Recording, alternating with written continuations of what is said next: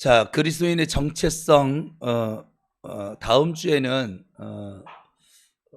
하나님께서 우리 여리고를 돌고 있는데 꼭 필요한 말씀을 지금 주셔서 다음 주 토요일은 이 정체성 오늘까지만 하고 그리고 다음 주에는 하나님께서 지금 특별하게 명령하신 말씀을 함께 나누도록 할 건데 다음 주 토요일 매우 중요합니다. 오늘도 중요한데 모든 말씀이 중요하죠. 근데 여리고를 돌고 있다라고 내가 생각하고 있는 분은 다음 주 토요일은 약간 엄마가 물놀이 가자고 해도 못 가게 하고 오게 해야 돼요. 예? 남자친구가 에버랜드 가자고 하더라도 거절하고 오셔야만 합니다. 아셨죠? 잠이 다음 주 토요일은 또 명절이라 더 막히겠군요. 오늘도 막혔는데 저는 요 길 건너편에다가 차를 주차했어요. 요 길로 안 다니고 저 뒷길로 해가지고 와가지고 건너편에 차를 대고 횡단보도 건너서 왔습니다. 저런 여러분들도 그렇게 했으면 좋겠어요. 저쪽에서 오시는 분은 이육십사님은 이쪽에서 오시지, 이쪽에서 오는 분은 어떻게 할까요? 알아서 오세요 그냥.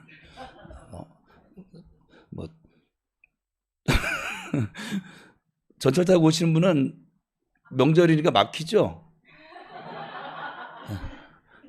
그래서 오늘 그리스도인의 정체성을 그동안 나눴었는데 여러분 이걸 꼭 기억하셔야 돼요. 자기가 내가 왜 사람인지, 내가 이 사람으로서의 하나님이 나를 왜 창조하셨는지, 나를 지금 왜 자녀로 삼으셨고 이 자녀된 권세는 도대체 무엇인지, 이걸 모르고 그냥 교회를 다니니까 종교 생활이 되는 것이고, 이것을 알고 지내면 여러분 종교 생활이 아니라 하나님의 자녀로서 또 그리스도의 신부로서 주님과 연애하며 교제하며 살아가는 그런 신앙생활을 하는 주인공이 될 것입니다. 제가 매주 한 사람씩은 경험하나 봐요. 종교 생활을 하고 있는 사람들을. 그는 스스로 교회를 다니고 있어요. 그는 스스로 예수를 믿고 있다고 생각을 해요. 그는 스스로 나는 천국 갈 거라고 확신을 하고 있더라고요. 근데 그 안에 예수가 없어요. 그래서 그러니까는 우리가 생각하는 것과 실제는 다를 수 있는 것이죠. 우리는 종교 생활하고 있는 내 모습을 꼭 신앙생활하고 있다고 착각하고 있는 현대 교인들이 많아요. 성경적으로 보면 말세가 되면 나는 예수 믿어요 하는 10사람 중에서 3사람만 믿음을 지닌 사람이라고 성경은 선포를 하고 있어요.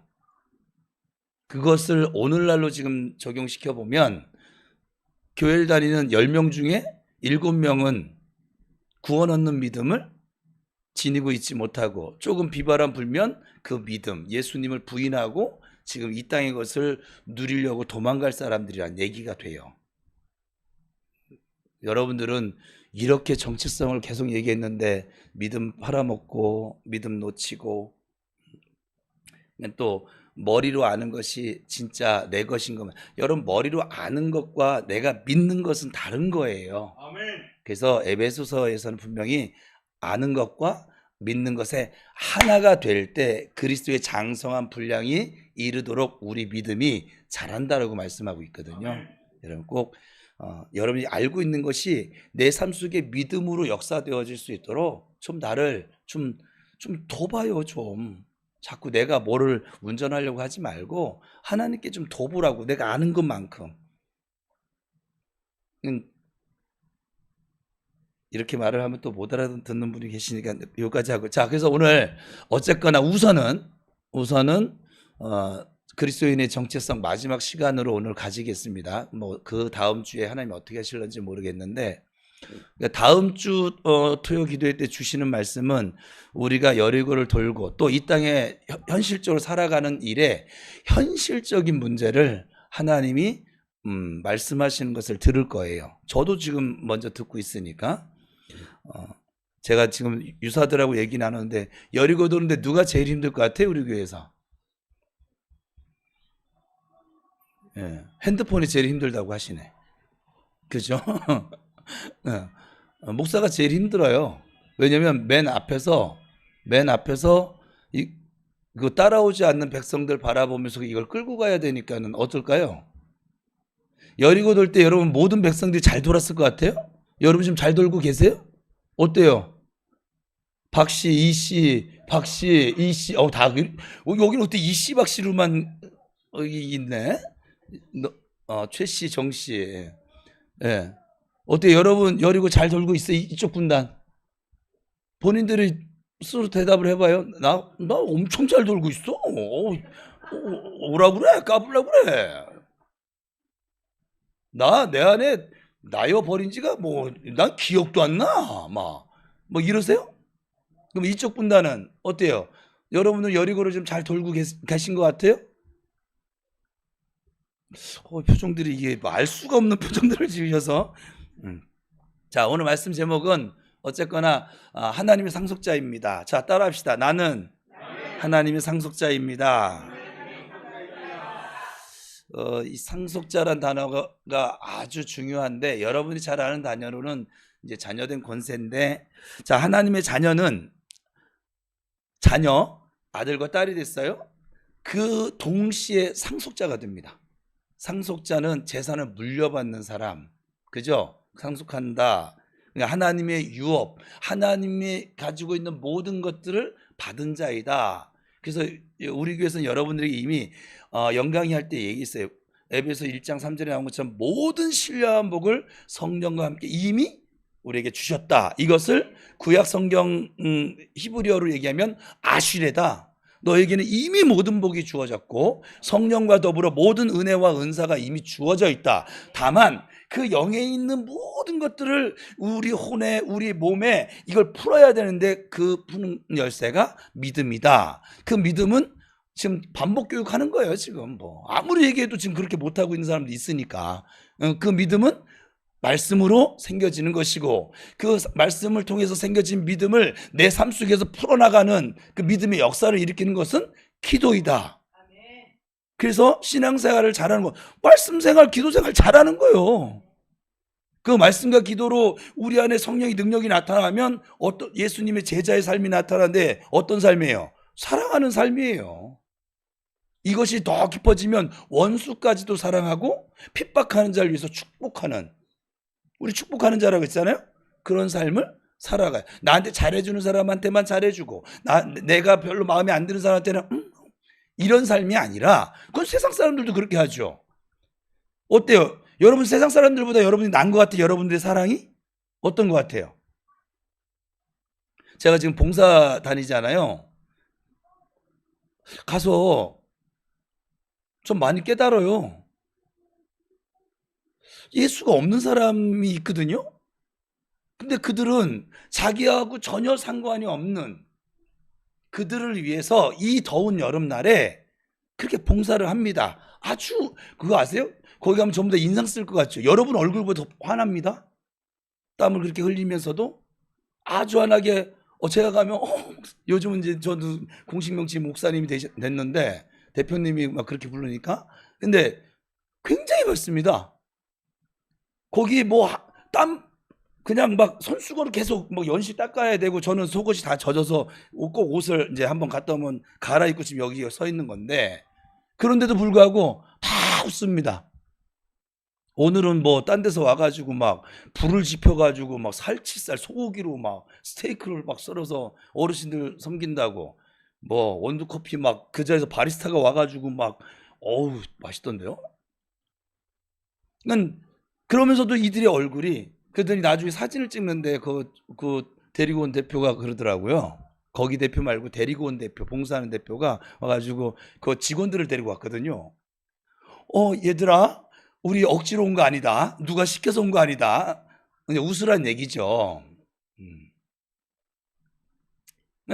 여러분, 세상 사람들보다 우리의 사랑이 나으냐? 저는 이제 제가 목회 생활을 27년 하면서 결코 낫다라고 함부로 얘기를 못 하겠어요. 한번 여러분 돌아보세요. 여리고 돌면서 자꾸 내 모습 발견해야 돼요. 나한테 잘해주는 사람도 잘해주죠. 세상 사람들은 자기한테 잘해주는 사람 잘해줄까요? 안 잘해줄까요? 잘해주죠. 그죠? 근데 내 마음에 들지 않는 사람에게 잘해줘요? 안 잘해줘요? 아, 여러분을 물어보는 거예요. 세상 사람들 말고. 어, 역시 이 씨가 좀 솔직해요. 척하지 않고 이 씨들이 좀 솔직해요. 박 씨들은 좀 척을 하는데 양분한 건 아니에요. 편가르기 한 건 아니에요. 그냥 예를 들어준 거예요. 김 씨는 아닌 척하고 있는데 우리나라 대표성이 김이박이니까. 저 세상 사람들은요, 그 아세요? 신기한 게 내 마음에 들지 않는데도 다른 이에게 잘 섬기는 사람들이 많진 않지만 종종 있더이다. 예수가 없이도. 근데 우리는 말로 형용할 수 없는 용서와 사랑을 고백하고 받았다라고, 그래서 하나님 자녀가 됐다고, 축복하는 자로, 형통한 자로 아무리 선포를 해도 내 기분에, 내 마음에 들지 않는 어떤 상황, 어떤 사람을 만나면 우리는 그들을 사랑하지 않아요. 그들을 섬기지 않아요. 이거 참 아이러니한 거예요. 여러분 안에 주어진 이 하나님의 자녀라고 하는 권세가 정말 실로 대단한 거거든요. 여러분들이 지금 체감을 못 느껴서 그러는지 모르겠지만 굉장히 대단한 거거든요. 그런데 그 대단한 권세와 능력을 지니고도 정말 제 표현대로 하면 거지처럼 사는 거예요. 왕자가 됐는데도 불구하고 거지 같은 감정과 거지 같은 행동과 거지 같은 말들과 이렇게 살아가는 거예요. 그래서 정말 하나님이 왕자를 만들어 놨거든요. 공주를 만들어 놨더니 사는 모습은 스스로 거렁뱅이처럼, 빌어먹을 것처럼, 복이 없는 사람처럼, 은혜가 꼭 떨어진 사람처럼 그렇게 살도록 나를 자꾸 방치시켜버려요. 누구의 유혹으로? 저 거짓의 아비인 마귀의 유혹에 멋들어지게 넘어져서. 저는 이 시간 축복합니다. 여러분들은 왕자입니다. 여러분들은 공주입니다. 진짜 공주도 있긴 한데 공주입니다. 근데 왕자와 공주답게 사십시오. 여러분들이 거지답게 살 권리도 없어요. 그거 아세요? 어느 나라 왕자가 거지처럼 삽니까? 거지처럼 살 방법이 없어요, 사실은. 근데 방법도 없는 걸 우리가 해냅니다. 참 신기하죠. 옆 사람 보고 한번 축복해줘요. 대단한 능력을 지니셨군요. 시작. 아니, 할 수 없는 걸 해내고 살아요. 참 신기해요. 그죠? 하라는 거는 그렇게 안 하면서 할 수 없는 거는 어떻게든지 찾아가서 해내. 참 대단한. 갈라디아서에 보면 그런데 이 하나님의 자녀라고 해도 어린 자녀는 하나님의 유업을 받을 수가, 그러니까 나타낼 수가 없습니다. 갈라디아서에 보면 유업을 이을 자라고 해도, 그래서 이미 모든 것의 주인이라고 해도 어렸을 동안에는 성경이 이렇게 표현했어요. 하나님이 종과 다름이 없어서. 아들이거든요. 근데 종과 다름이 없대요. 어린 자녀는.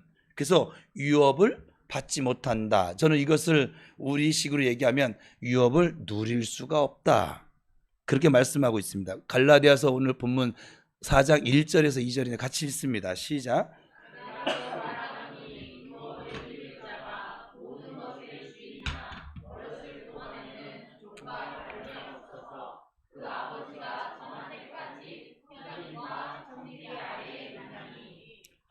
갈라디아서 이 4장 1절부터 2절까지 이렇게 유업을 이을 상속자가 되었지만, 그래서 모든 것이 주인이지만 어렸을 동안에는 종과 다름이 없다. 종은 아니거든요. 그런데 종과 다름이 없다라고 말씀합니다. 종은 아닌데 어리니까 종 노릇하며 삽니다. 종이 아니거든요. 우리 하나님의 아들이거든요. 근데 꼭 마귀의 종 노릇하며 삽니다. 어리니까. 시키는 대로 해야 합니다. 저 마귀가 우리 감정을 툭 건들면 시키는 대로 화를 내고, 시키는 대로 짜증을 내고, 시키는 대로 이 하나가 되지 못하고, 시키는 대로 자기를 그냥 그 거지처럼, 거지 같은 감정에 그냥 따릅니다. 그냥. 왜요? 이유는 단 하나예요. 어린다는 거예요.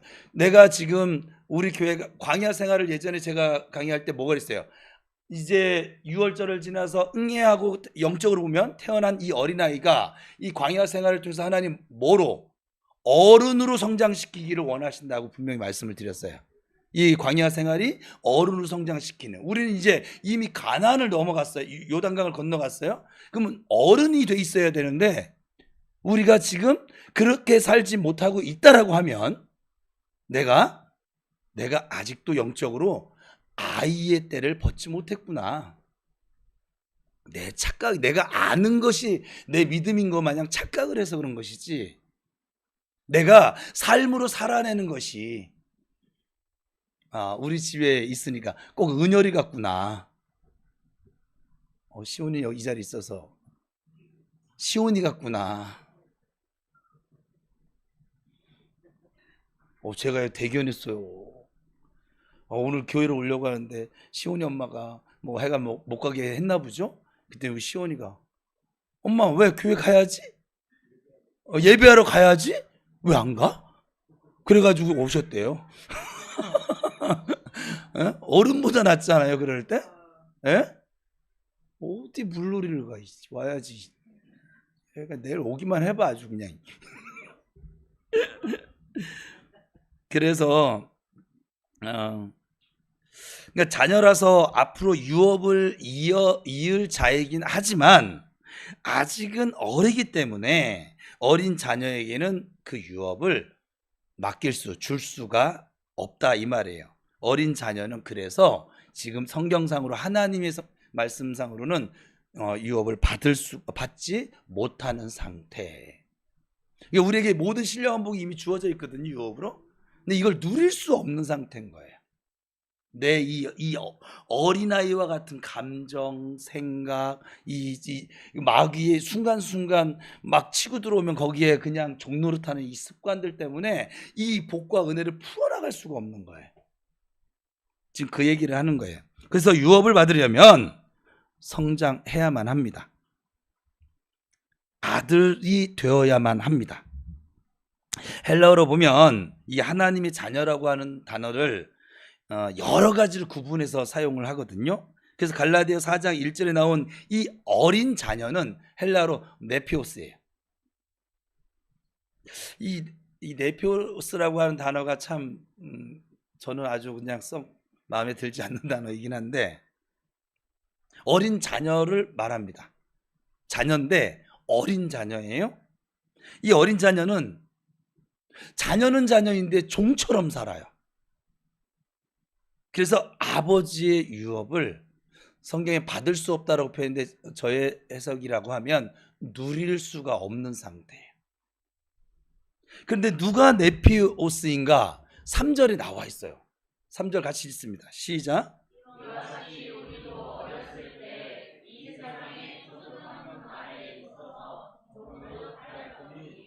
종노릇하는 사람이 네피오스예요. 우리도 어렸을 때는 이 세상의 초등학문 그 아래에서 종노릇하며 살았다. 이게 지금 죄의 종노릇하며 살았던 우리의 때를 얘기해 주는 건데, 여기서 초등학문은 율법을 말합니다. 그러니까 율법. 그러니까 어렸을 때는 이 율법 아래에서 종노릇하며 살았다는 것이죠. 이 율법 아래에 있으면 종노릇하며 살 수밖에 없습니다. 자, 보세요. 이렇게 얘기하면 여러분들 이해를 못하시는 분들이 꼭 계시더라고요. 적용을 잘 못하는 것인데, 주의를 지켜야 한다고 생각을 하죠. 주의를 지켜야 한다는 말 많이 하잖아요. 그죠? 여러분들도 할걸요? 주변 사람들에게? 그죠? 그러면서 야, 주의를 안 지켰는데 나 벌 받았어. 주의를 안 지키면 복을 받을 수가 없어. 나 주의 안 지키고 낚시하러 갔다가 벼락 맞았잖아.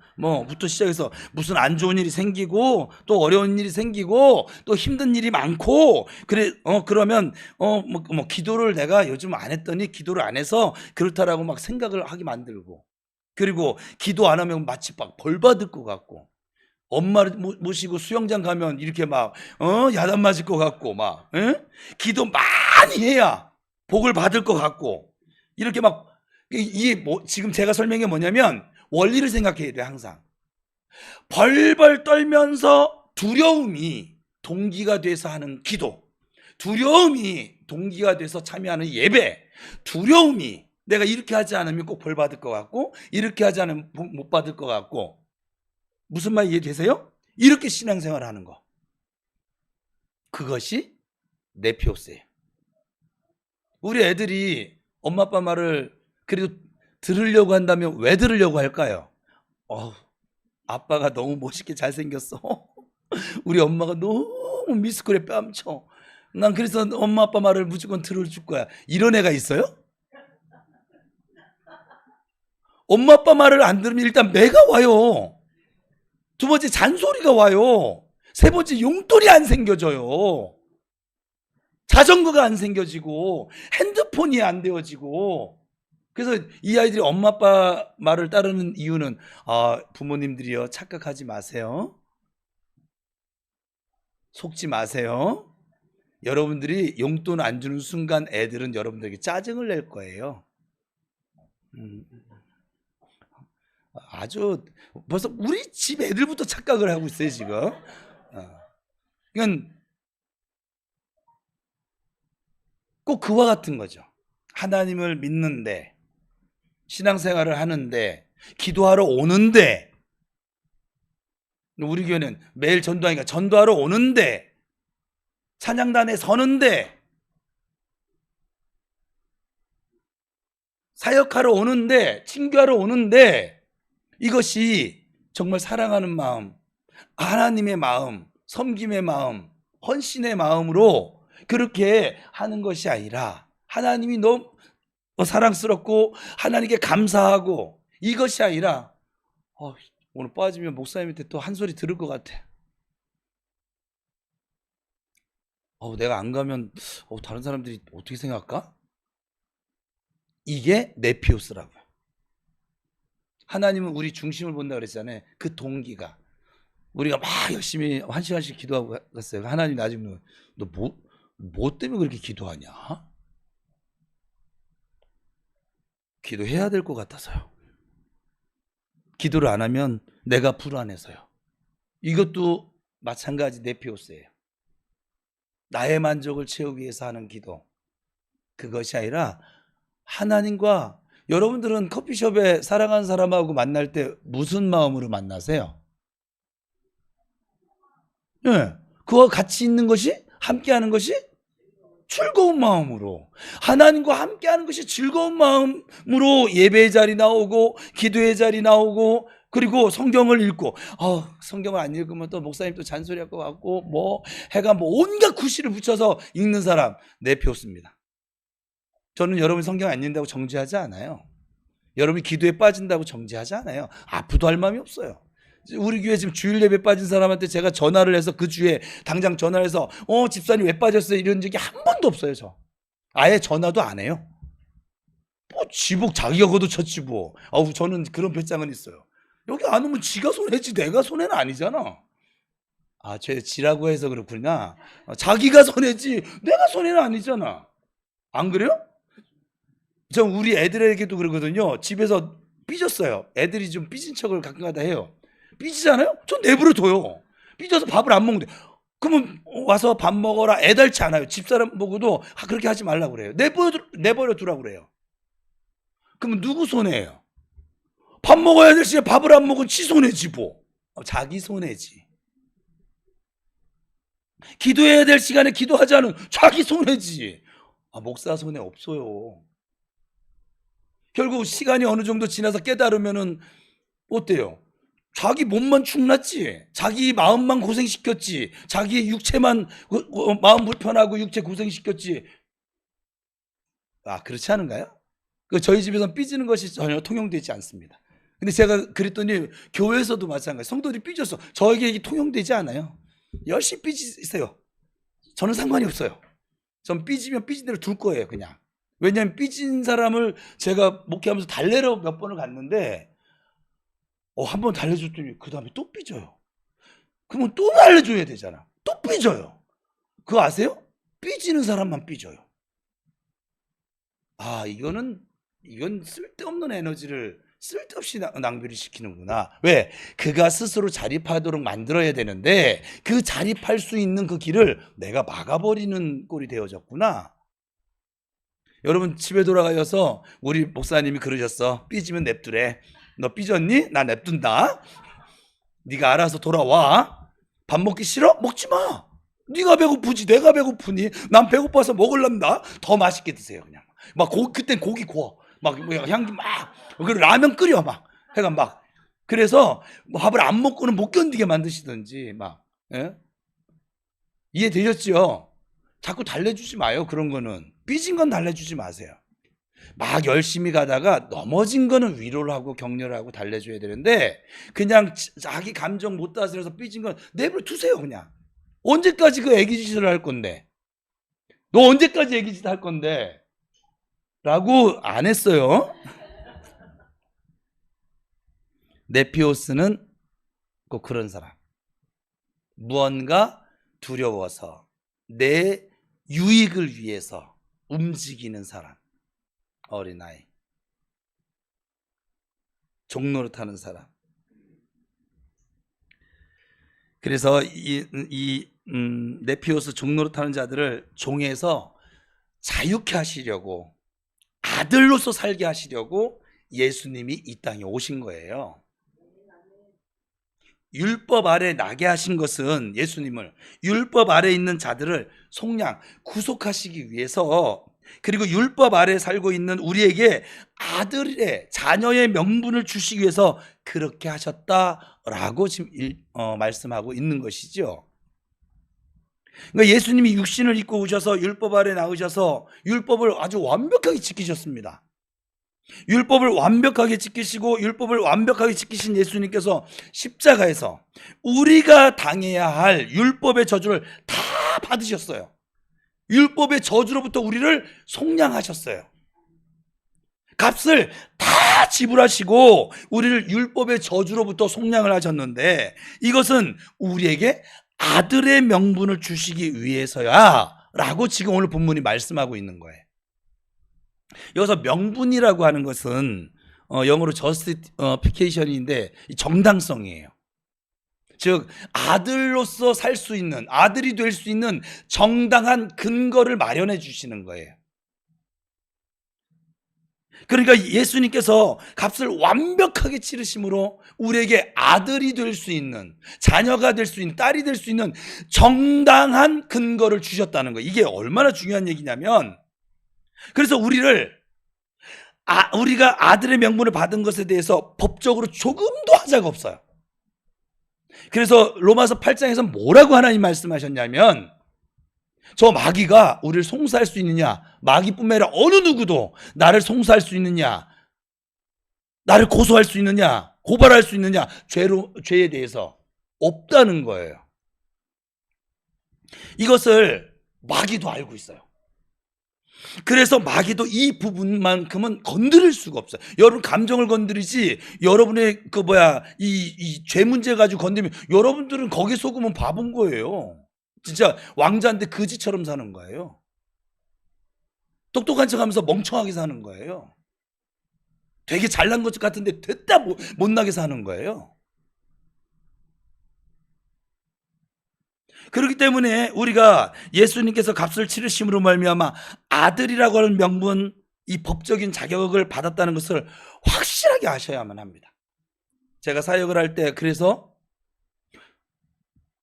예를 들면 우리 은우는 축복을 할 때 이제 악한 영의 이제 공격을 받으면 은우는 예수의 보혈이 흐르는 하나님의 아들이야. 내가 꼭 이 아들로서의 정체성을 먼저 선포해 줘요. 그리고 예수의 생명이 흐르는 하나님의 아들이야. 네가 감히 건드릴 수 없어. 보혈로 충만할지어다. 예수 그리스도의 명령하니 은우를 예를 들어주는 거야. 기분 나빠하지 마. 기분 나빠할 것도 없지. 더 좋지 뭐. 은우를 괴롭히는 이 더러운 영아, 예수의 이름 명령하여 떠나갈지어다. 이 거짓의 영아 떠나갈지어다. 왜 거짓의 영이냐면 자꾸 속이니까. 여러분은 다 거짓의 영에 지금 속고 있어요. 어느 부분에 대해서는. 여러분들이 스스로 만약 그걸 깨달아서 축사를 한다면 거짓의 영이라고 명령을 하고 쫓아내셔야 돼요. 왜냐면 그거 아세요? 교육을 안 받는데 거짓말을 너무 잘해요. 또 이렇게 얘기하면 또 나만 쓰레기 되는 거지. 여러분 그거 아세요? 그냥 툭 치잖아요. 근데 순간적으로 이게 계산이 안 되는데도 거짓말이 나와요. 척이 되어져요. 갑자기 목사님, 너 기도 안 했지? 근데 기도를 실제로 안 했다고 쳐요. 근데 그때 척이 나와요. 아니요, 목사님, 저 기도했어요. 집에, 근데 자기가 거짓말 하는지도 모르고 이렇게 얘기를 해요. 배어 있거든요. 이게 지금 나의 여리고인데. 여러분, 그만할래요. 저기는 거룩한 척하고 나만 쓰레기 되는 거 그만할 거야, 나도 이제. 예. 여러분이 나빠서가 아니라 어려서부터 이게 배어져 있어요.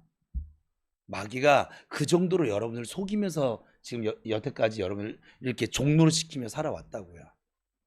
자, 아들이란 명분이 얼마나 값진 것인지, 또 얼마나 놀라운 권세가 있는 것인지 아셔야만 합니다. 아들이란 명분을 정확하게 가지고 사셔야만 합니다. 아들이란 명분을 정확하게 가지고 있어야 정당하게, 여러분들이 악한 영을 느꼈을 때 정당하게 주장할 수가 있고, 그리고 여러분들이 그 아들로서의 권세를 차지할 수가 있습니다.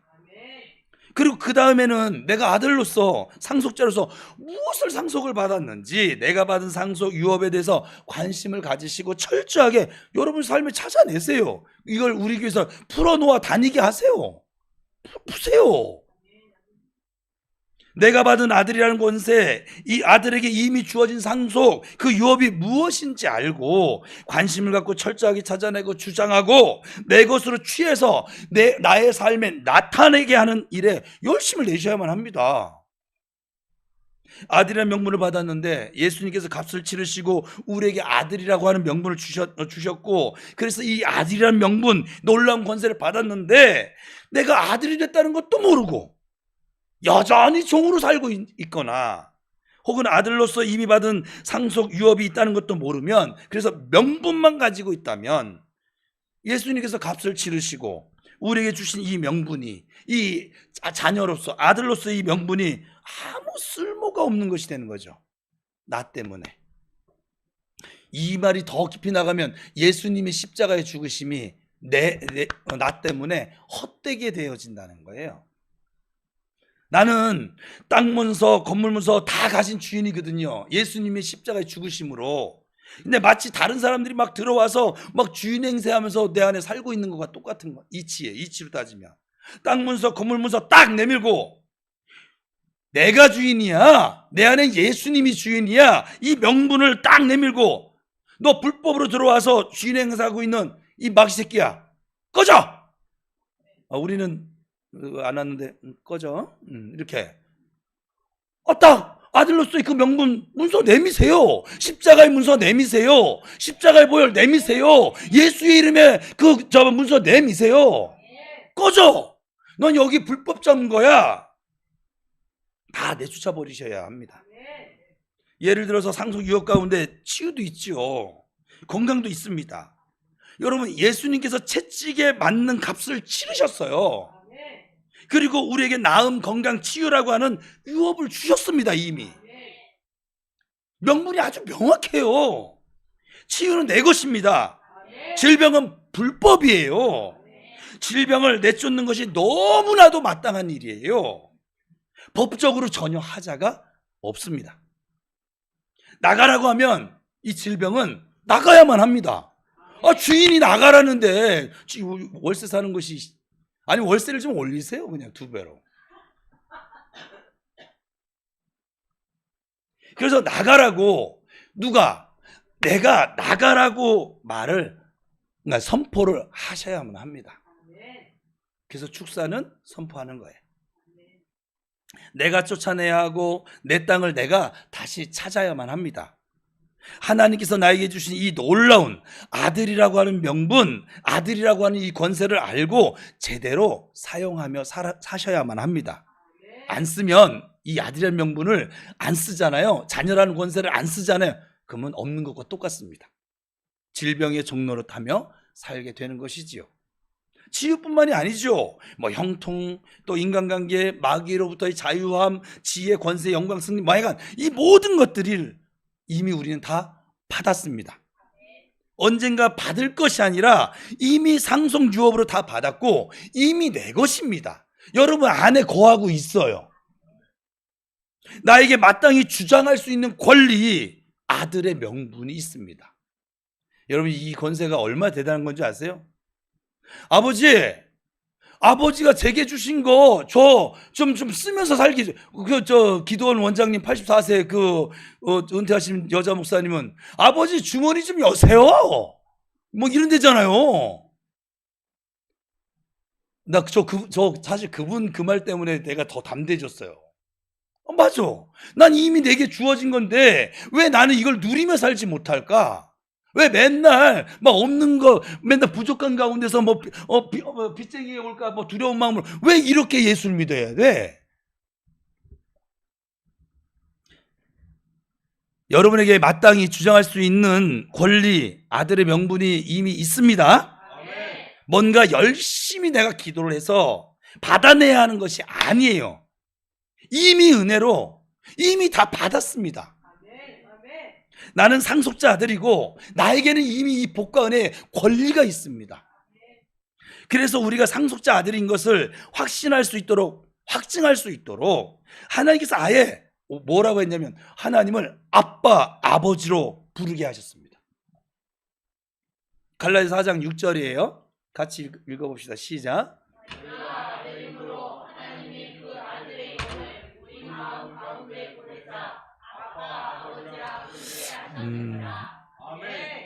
우리가 이 하나님의 아들이라고 하는 것을 완전하게 도장을 찍듯이 우리에게 하나님께서 아들의 영을 부어주셔서, 성령이죠, 우리로 하여금 하나님을 아빠, 아버지라고 부르게 하셨습니다.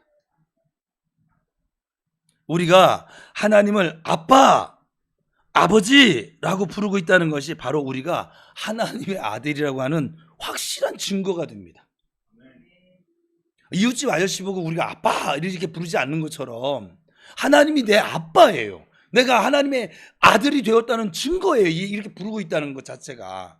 아들이니까, 아들이기 때문에 하나님께서 그 아들의 영을 우리 마음 가운데 보내셔서 하나님을 아빠, 아버지로 부르게 하시는 것이죠. 거꾸로 말하면 내가 하나님을 아빠, 아버지라고 지금 부르고 있는 걸 보면, 또 안 부르고 계신 분은 내가 볼 때 없는데 해볼까요? 하나님 아빠, 하나님 아버지, 사랑합니다.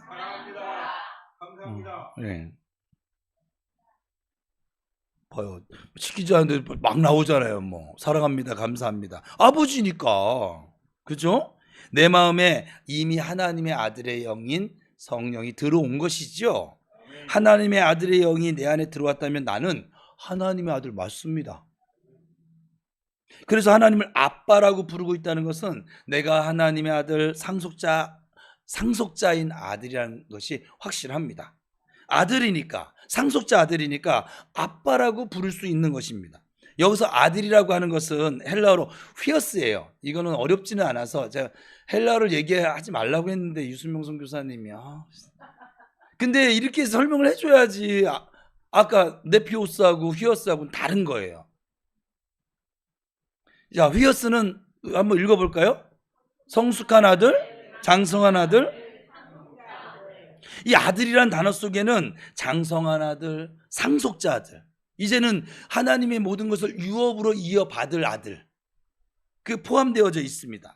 그래서 내가 하나님을 아빠, 아버지라고 부르고 있다는 것은, 하나님을 아빠, 아버지라고 이렇게 부를 수 있다고 하는 것은 내가 하나님의 아들 휘어스가 이미 되어졌구나 하는 말이 됩니다. 상속자 아들만이 하나님을 아빠, 아버지라고 부를 수 있는 것이지요. 믿음이 온 후로, 믿음으로 말미암아 그리스도 예수 안에서 하나님의 아들이 되어지는 것이 진정한, 초등교사 아래 있을 때, 율법의 종이 되었을 때 하나님을 아빠, 아버지라고 친밀하게 부를 수가 없었어요. 그러니까 하나님을 부르는 호칭만 봐도 이 사람이 하나님과의 거리를 대충 감안할 수 있어요. 교회에 나온 사람들 중에서. 우리 교회는 뭐 그냥 뭐 하나님이란 단어도 잘 안 쓰고 그냥 아버지 도와주세요잖아요, 지금. 그죠? 아버지 도와주세요. 너 누구냐? 막 이렇게 안 하시잖아요. 그죠? 아버지 도와주세요 하면은 그래. 아이고 힘들었구나 은숙이. 그래 내가 옆에 있어. 그런 아버지잖아요. 그래서 상속자 휘어스만이 하나님 아빠라고 아주 친밀하게 부를 수 있다. 그래서 여러분이 기도의 생활을 이렇게 돌이켜보면 하나님이 나하고 얼마나 친밀한가. 여러분이 여러분 친한 친구가 생겨지면 어때요? 호칭이 일단 자연스러워지죠. 그죠? 딱딱하지 않죠. 뭐 정부장님, 뭐 정과장님 이러지 않잖아요. 뭐 태호 형, 진짜 실제로 그래요. 친해지면 그 직책을 부르는 것이 아니라 그렇다고 또 뭐 저한테 막 그러지 마세요. 교회니까. 자, 같이 앞에 읽어봅시다. 시작. 우리 그리스도인은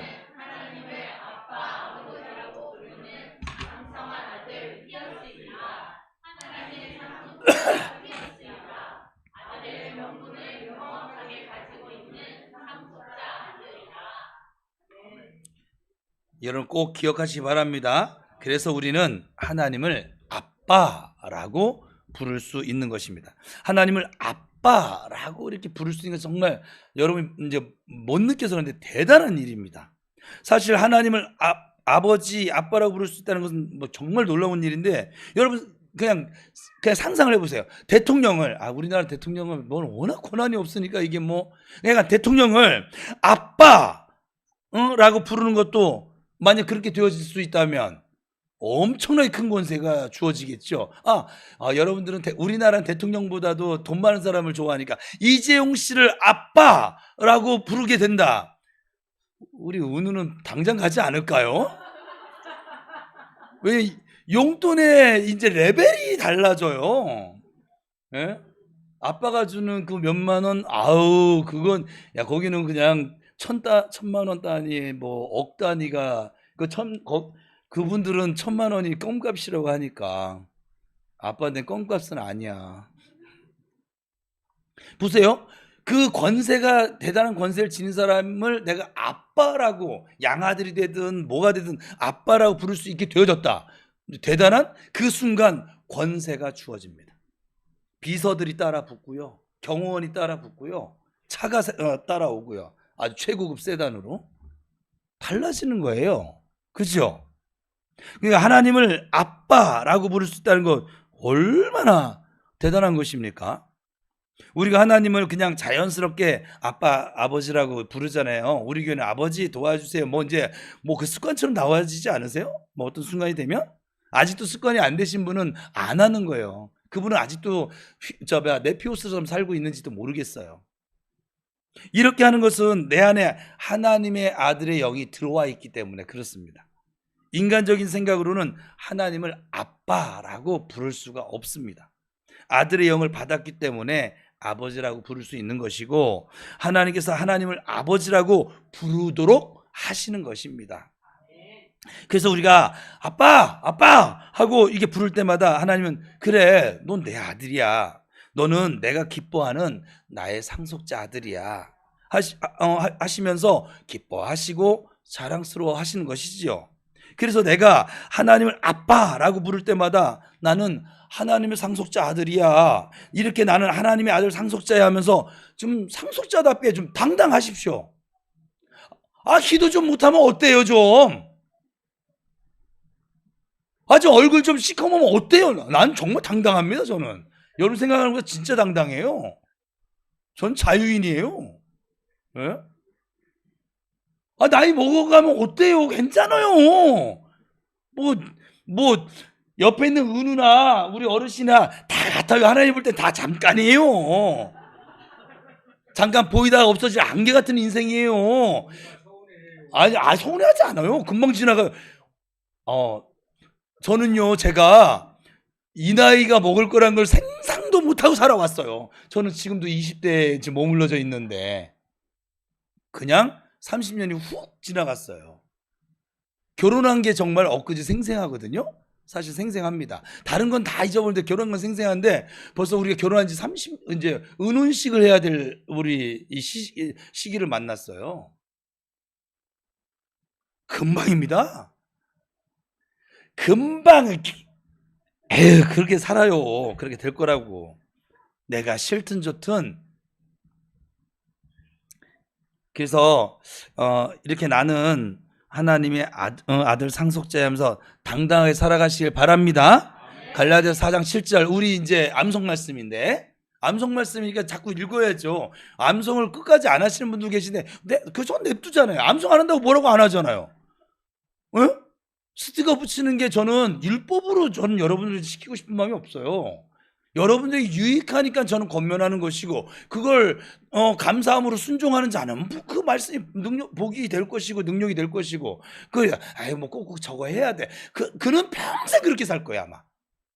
다른 거 자기 뭐 어디 쿠폰 주어진다 뭐 이마트 우리 집사람 예전에 우리 커피 믹스 사면은 거기 100원짜리 있어요. 이게 막 그거 오리느냐고 그거에서 그거 모아가지고 그걸 주면은 제가 5만 원을 한 장 주면 더 많거든요 액수가. 근데 누가 예전에 찬원이라고 제 친구가 그걸 모아뒀다가 우리 집사람한테 줬어요. 내가 보니까 그 얼마 됐을까 그래도 많이 주긴 했어요. 한 11,000원, 12,000원 정도 줬나 봐요. 내가 5만 원 줬을 때보다 그 많이 쓰지 그 100원짜리 그거 주니까는 얼굴이 이게 무슨 세상을 다 가진 얼굴이야.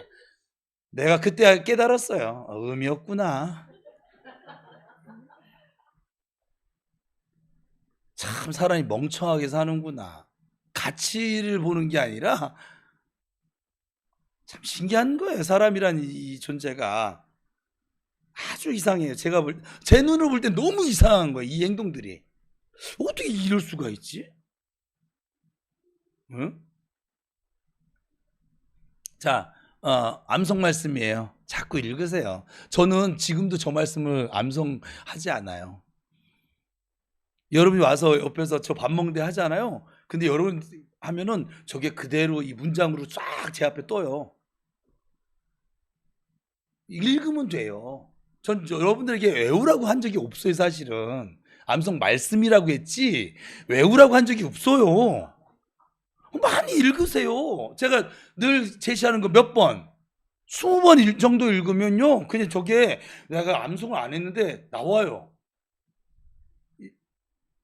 자, 읽읍시다. 시작. 이후로는 종이 아니요 아들이니 아들이면 하나님으로 말미암아 유업을 받을 자니라. 다시 한번 읽겠습니다. 암송 말씀이니까 시작. 이후로는 종이 아니요 아들이니 아들이면 하나님의 말미암아 유업을 받을 자니라. 여기 분명히 나와 있잖아요. 그러므로 이후로는 예수님이 오셔서 율법의 저주로부터 우리를 속량하시고 아들의 명분을 주시고 하나님을 아버지라고 부르게 하신 그 이후에는 그러니까 뭐 더 어떤 증명이 필요해? 필요치 않아. 그러므로 그 이후로는 더 이상 너희는 종이 아니야. 아들이야. 하면서 바울이 아주 분명한 어조로 지금 말하고 있는 거예요. 너는 더 이상 종이 아니고 아들이다. 상속자 아들이니까 당연히 하나님부터 유업을 받은 것이다.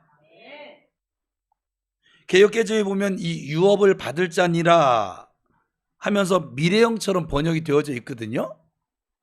근데 여러분 영어 성경으로 보면요 그 직역을 하면 아들이면 그리스도를 통해서 하나님의 상속자다.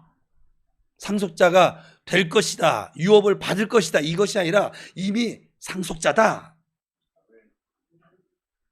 그래서 이제 우리는 더 이상 종이 아니고 상속자 아들입니다. 옆 사람 축복하겠습니다. 당신은 종이 아니야. 아들이야. 상속자 아들이야.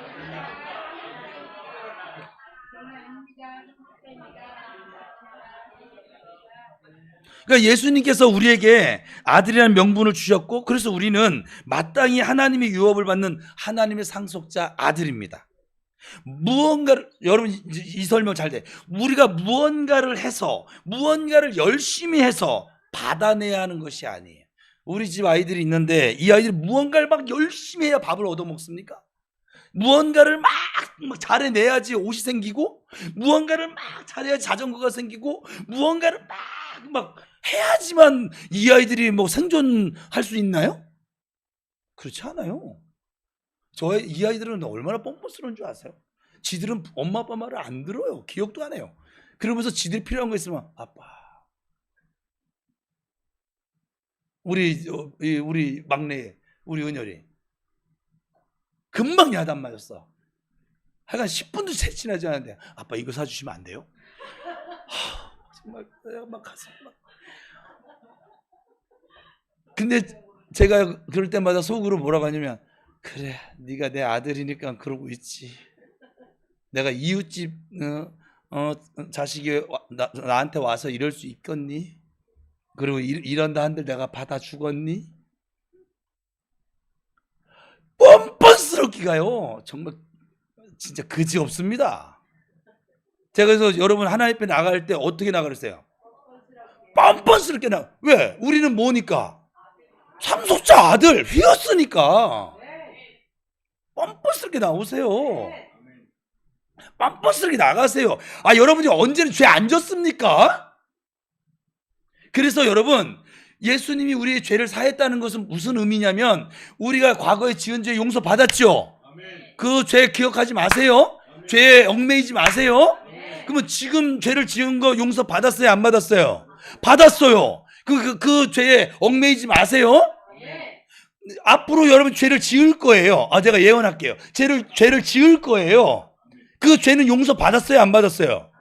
받았어요. 그러면 지금부터 이후로 여러분들이 하나님께 나올 때 내가 이미 죄를 지었고 지을 것인데, 그런데도 하나님이 이미 그 모든 죄를 용서하셨어요? 안 하셨어요? 하셨어요. 그러니까 뻔뻔하게 하나님 제 모든 죄를 용서해 주셔서 제가 지금 주님 앞에 나아갑니다. 감사합니다. 나오시라고요. 내가 벼룩도 낯짝이지. 내가 양심이 비치는데 내가 이런 모습으로 이런 감정을 살다가 또 넘어질 거예요. 저 네피우스처럼 살 수도 있어요. 그런데 이런 모습을 어떻게 내가 하나님을 예배해? 여기 오는데 천만건. 그는 아직도 십자가 보혈의 그 권세가, 그 구속력이 영원하다는 그 뜻을 이해하지 못한 분이세요. 그래서 죄가 많은 곳에 성경이 뭐라고 했어요? 죄가 많은 곳에 은혜가 더한다고. 이미 용서받은 몸인데, 근데 내가 예언을 할게요. 여러분들은 앞으로도 넘어질 거예요. 수도 없이. 뭐 안 넘어질 것처럼 이렇게 뻔뻔스럽게 서 있는데, 아무리 뻔뻔스러워도 제 눈에 보이니까 넘어져요.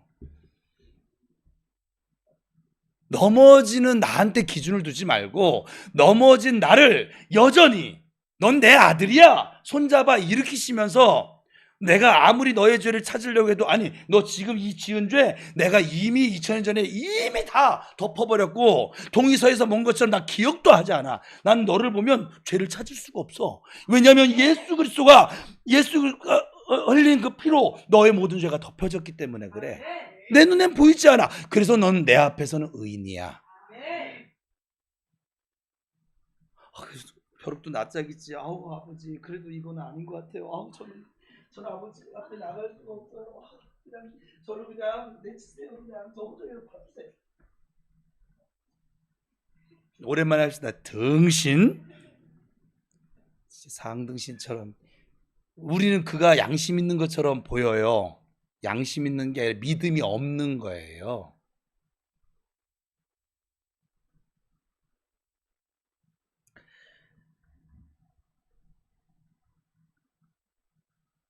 그러니까 무엇인가를 해서, 무언가를 열심히 해서 하나님부터 내가 뭘 얻어내야지. 이게 네피우스라고요. 여러분 복을 이미 받으셨어요. 이미 아슈레입니다.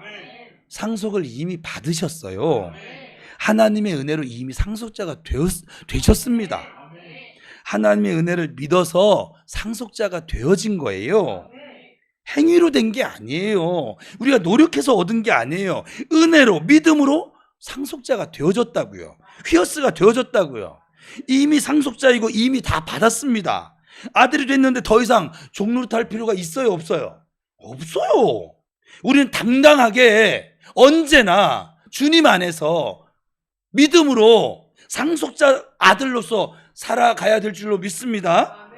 그러나 많은 사람들은 여전히 예수를 믿는다고 하면서도 율법 아래서 종노릇합니다.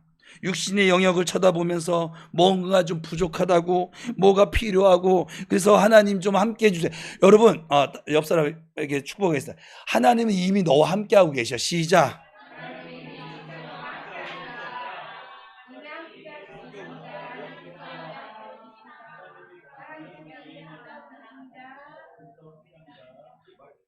우리가 하나님 저와 함께 해주세요 하면 함께 하시는 분이 아니라 이미 지금 함께 하고 계시다고요. 나의 필요를 채워주세요 하면서 막 기도하고 열심히 기도해서 얻어내야 할까요? 예, 네피오스 어린 자녀의 신앙입니다. 그런데 신앙적으로 아주 열심을 내는데 이 네피오스는 엄청 열심을 내는데 삶에 나타나는 것은 제가 지금 가성비라는 단어를 자꾸 쓰는데 가성비로 보면 너무 적게 나타납니다. 왜 그렇습니까? 이 네피오스에게는 유업이 없기 때문에 그래요. 어린아이에게는 유업을 나타낼 수가 없어요. 하나님이 상속 유업으로 주신 것들이 삶에 잘 풀어지지를 않습니다. 치유, 형통, 인간관계 회복, 마귀에게서 자연 등등 막 이런 것들이 삶에 풀어지는 것이 어렵습니다. 율법 아래에 있으면 종노릇 할 수밖에 없습니다. 질병의 종노릇, 가난의 종노릇, 미움의 종노릇, 마귀 종노릇, 죄의 종노릇 하면서 살 수밖에 없다 이 말이에요.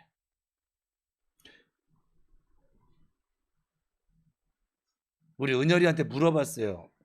너는 밖에서 이렇게 놀고 막 친구들하고 이렇게 놀다 보면 엄마 아빠가 한테 한 약속, 말, 그리고 해가 지고 어두워지는 걸 잘 모르겠어? 야단치는 중이니까 말을 막 못하긴 했는데,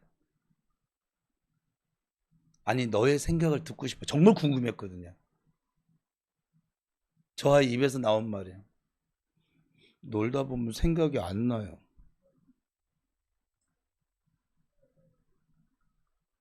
꼭 우리 모습 같지 않아요? 막 살아가다 보면 하나님 말씀이 생각이 안 나요. 하나님 은혜도 기억이 안 나요. 지금 오늘 이렇게 하나님 계속 강력하게 말씀하는데도 상속자 그거 어떻게 초장에 찍어 먹는 거예요? 뭐 이런 식이든지.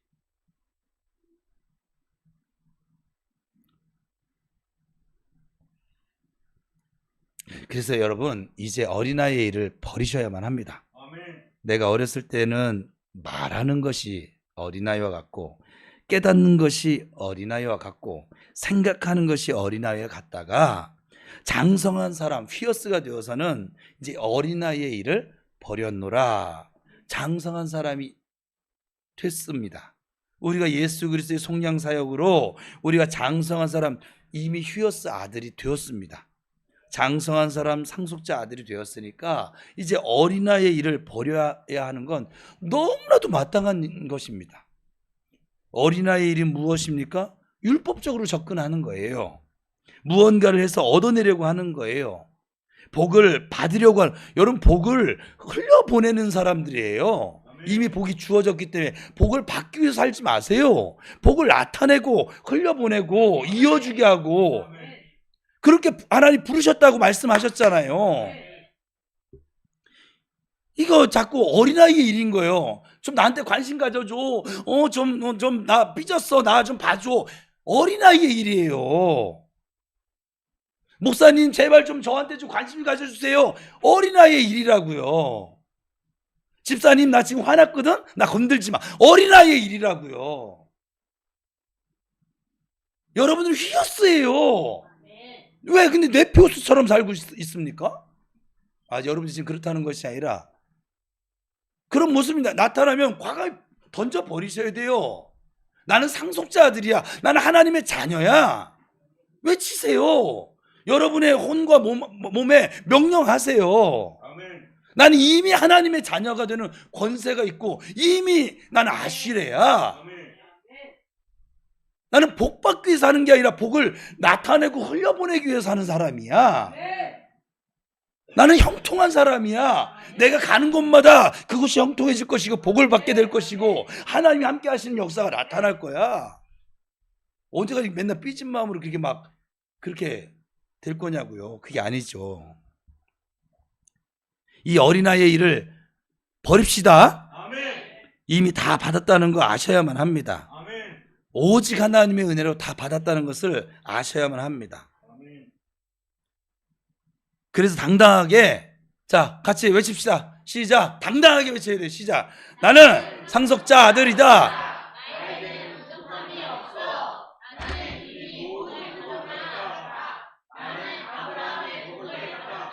나는 복의 통로이다. 나는 하는 것마다 잘 된다. 기회의 문이 활짝활짝 나에게 열려 있다. 나는 하나님과 사람에게 호의를 받고 있다. 아멘. 이렇게 축복의식, 상속자 의식을 가질 때 우리의 삶의 복이 풀어질 것이고, 그리고 이 삶의 복이 나타나게 될 것입니다. 그래서 아주 중요한 원리가 있는데, 언제나 적용해야 하는, 언제나 적용할 수 있는 중요한 영적인 원리, 이게 이제 오늘 이제 설교의 핵심 포인트인데, 세 가지가 있어요. 말씀, 성령, 실제예요. 이걸 제가 외우기 좋으라고 지금 아주 간단하게 해놨어요. 말씀, 성령, 실제. 이건 앞으로 여러분 신앙생활 하는 내내 원리예요. 이거 풀어줄 건데, 말씀을 따라서 믿고 선언할 때 성령님께서 그 말씀과 함께 역사하시고, 이게 지금 마가복음 16장에 나오는 말씀을 풀어놓은 거거든요. 그리고 성령님이 역사하실 때 우리의 삶에 그 말씀의 실체가 나타나요. 이 세 가지가 정말 신앙생활에 짝으로 연결되어져 있어요. 신앙생활 잘 못하는 사람은 말씀을 따라서 믿지 않고 자기 믿고 싶은 대로 믿고, 그러니까 성령님께서 역사하실 수가 없고, 성령님이 역사하시지 않으니까 삶의 실체가 나타날 수가 없고, 참 정말 우린 대단한 능력을 지녔어요. 예수 믿으면서 꼭 이 반대로 자꾸 살려고 하는데, 그래서 삶에 어려움이 있고 부족이 있고 필요가 있을 때 삶이 잘 풀어지지 않고 그런 상황이 계속되어질 때, 그럴 때 오히려 말씀을 믿고 믿음을 가지고 말씀을 따라서 선언하십시오.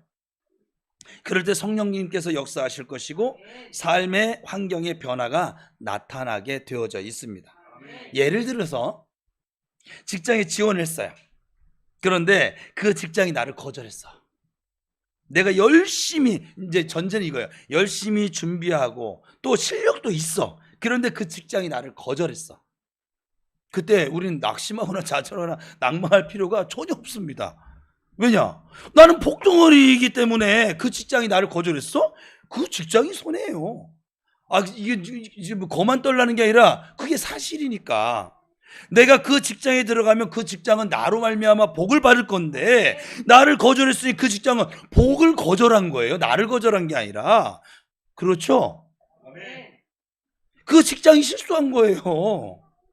큰 손해를 본 거예요. 하나걸, 야, 하나가 너 때문에 이제 복을 받을 거야. 굉장히 잘한 선택이야, 쟤네는. 응? 그래서 그때 믿음으로 나는 복덩어리다. 직장의 문은 나에게 활짝 열려져 있다. 나는 축복하는 자이고 나를 만나는 직장은 축복을 받게 되어져 있어. 나는 사람을 세워주는 자이고 나를 만나는 사람은 축복받는다. 이렇게 말씀을 선언하고 다른 직장의 문을 믿음으로 또 두드려 보십시오. 그리고 열심히 실력을 준비하고 이렇게 믿음의 선언을 할 때, 축복의식으로 상속자 의지로 가득 차서 믿음의 선언을 할 때 성령님께서 역사하실 것이고, 성령님이 역사하시니까 기회가 열려질 것이고, 하나님이 예비하신, 정말 하나님이 예비하신 그 직장이 바로 나타나게 되어져 있습니다. 실제가 나타나는 것이죠. 청년들이요, 배우자를 위해서도 이렇게 기도하세요. 저는 이렇게 기도하기도 전에 주시긴 했는데, 그러니까 여러분은 기도하세요. 지금 배웠으니까. 난 이렇게 가르쳐주는 멘토를 못 만나서 기도를 못했어요. 못했는데도 저렇게 잘 만났잖아요, 지금.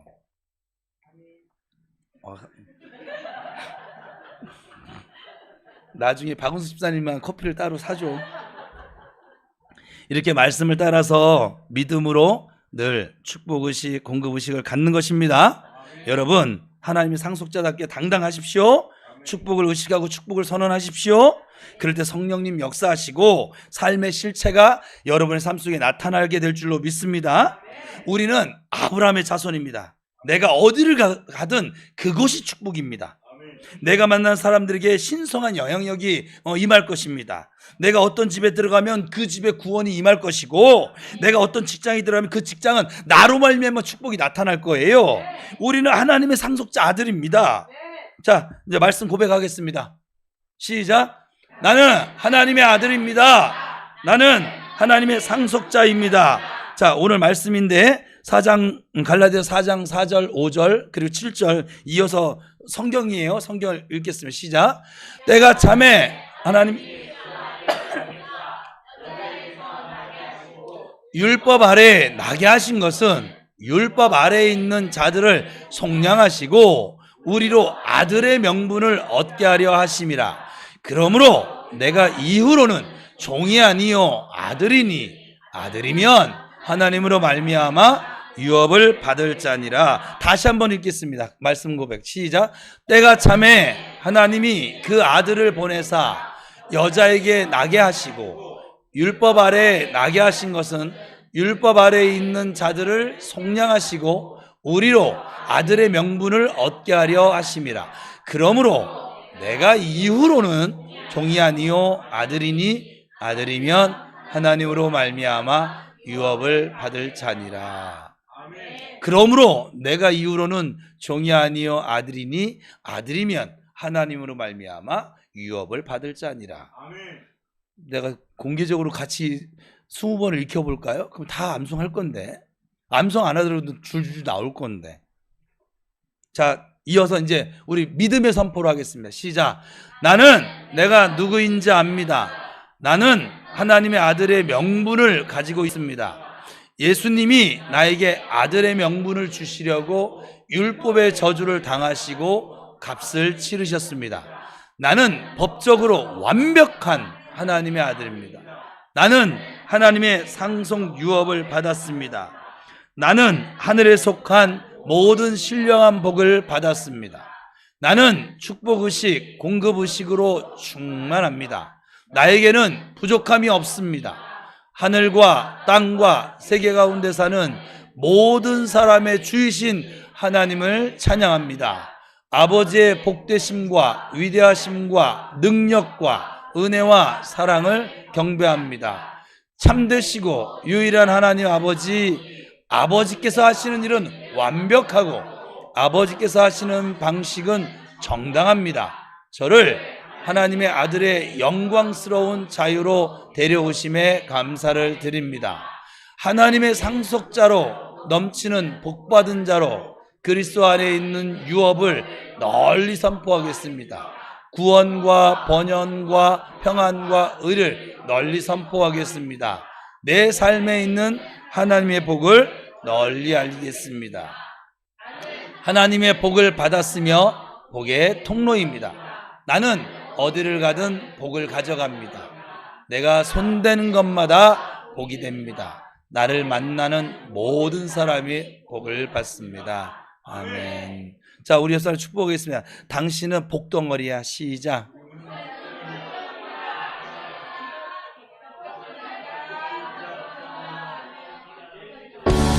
자, 다시 한번 축복하겠습니다. 망설이지 말고 복을 풀면서 삽시다. 시작.